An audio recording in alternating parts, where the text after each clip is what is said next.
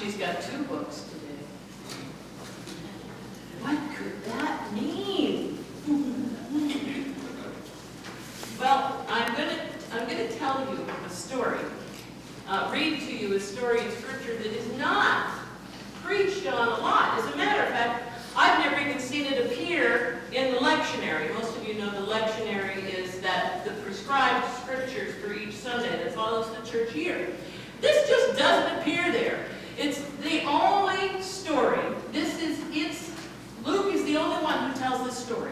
Nobody else tells this story, just Luke. Maybe that's the reason it doesn't appear in any of the lectionary Sundays. Maybe that's the reason that nobody's particularly interested in preaching on it. But Fred Craddock says this is a bonus story because it doesn't appear anywhere else. And you know as well as I do that we all want to know something about what happened to Jesus between the time he was born and the time he turned 30. Luke has this story about Jesus at the age of 12. Now, I know that a lot of you may never have wanted to think about Jesus at the age of 12. I know a lot of you probably never wanted to think of Jesus as, well, in the terrible twos, or in the constantly asking a question 5s, or is it 6?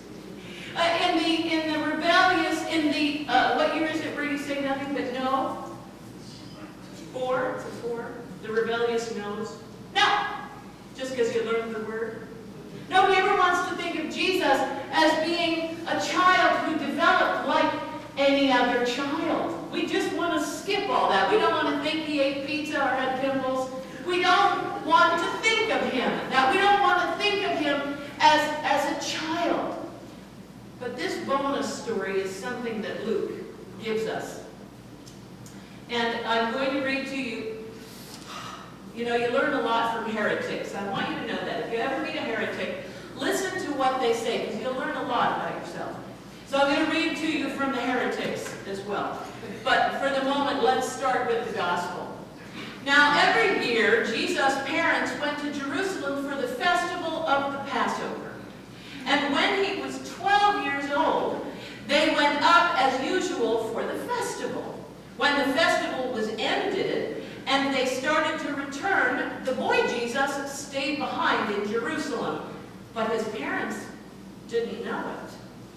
Assuming that he was in the group of travelers, they went a day's journey, and then they started to look for him among their relatives and friends. When they did not find him, they returned to Jerusalem to search for him. After 3 days, they found him in the temple, sitting among the teachers, listening to them and asking them questions. And all who heard him were amazed at his understanding and his answers. And when his parents saw him, they were astonished. And his mother said to him, "Child, why have you treated us like this? Look, your father and I have been searching for you in great anxiety." And I think she said it that way. He said to them, "Oh, why were you searching for me? Did you not know that I must be about the things of my Abba Father?" But they did not understand what he said to them. And they went down with them. He went down with them to Nazareth, and he was obedient to them. And his mother treasured all these things in her heart.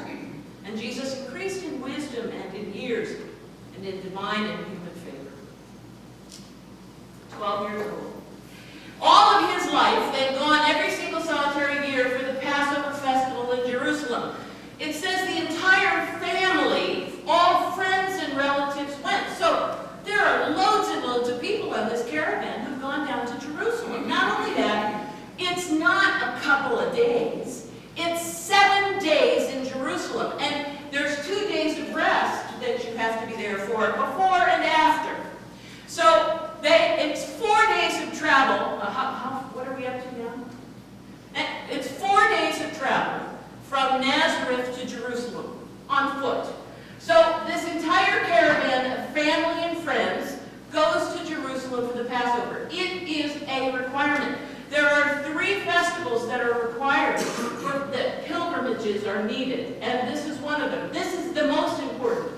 The other two you can get away with missing, but this one you cannot miss. Every adult male must make a pilgrimage to Jerusalem for the Passover.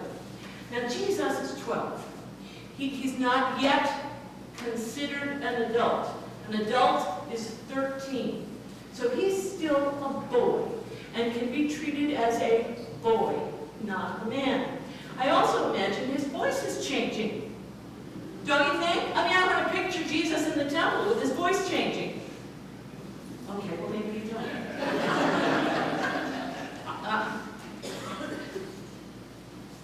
He has been there. They have made sacrifices at the temple each day. They have the Seder meals, every evening at sundown. These meals are attended by at least 20 persons because all of the food that is served must be consumed. That is the law. So they're there for 7 days, and my assumption is that when it's time to go, Jesus knows the routine. And Jesus would get up and go with the caravan and get ready to go. And I'm sure Mary and Joseph and all the family relatives assume he's on the caravan. Why wouldn't they? They've done it for years exactly this way. They are gone for a full day out of the city of Jerusalem. It's not until supper time, when Mary's, Jesus, supper! They realize that he's not there, and they can't find him in and amongst his playmates, in and amongst his cousins and his friends. They can't find him. They're not going to start back for Jerusalem right now. They're going to start back in the morning. So Mary and Joseph, maybe with the help of a couple of relatives, head back, not the whole caravan, head back to Jerusalem to search for Jesus. This is Jesus alone in Jerusalem now. How many days? 2. It takes them 3 days when they get to Jerusalem to find him. They go to all of the haunts, all of the places that they've been to. Everybody they know in town, they look for Jesus.